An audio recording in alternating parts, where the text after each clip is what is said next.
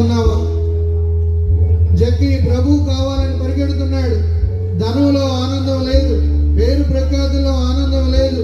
నా జీవితంలో ఒక లోటు ఉంది, ఆ లోటుని యేసు ప్రభువే పూడ్చగలడని పరుగులు తీస్తున్నాడు ప్రభు కొరకు. ఈ రోజు నీ పరుగులు ఏటో, నీ పయనం ఏటో, నీ జీవిత గమ్యం ఏటో? ఎందుకు అద్భుతాలు జరగలేదు? ఎందుకు దేవుని ప్రేమను చెవి చూడలేకపోతున్నావు? 29:11 నేను నీకై ఉద్దేశించిన పథకములు నాకు మాత్రమే చేయను.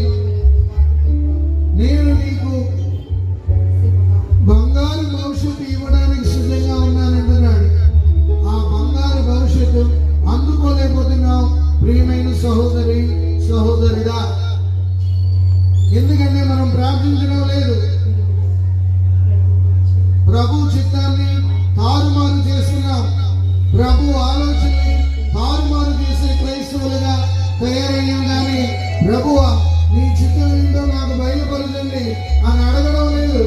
ప్రభువా నీ ఆలోచన చెప్పని నన్ను నడిపించండి అని అడగడం లేదు.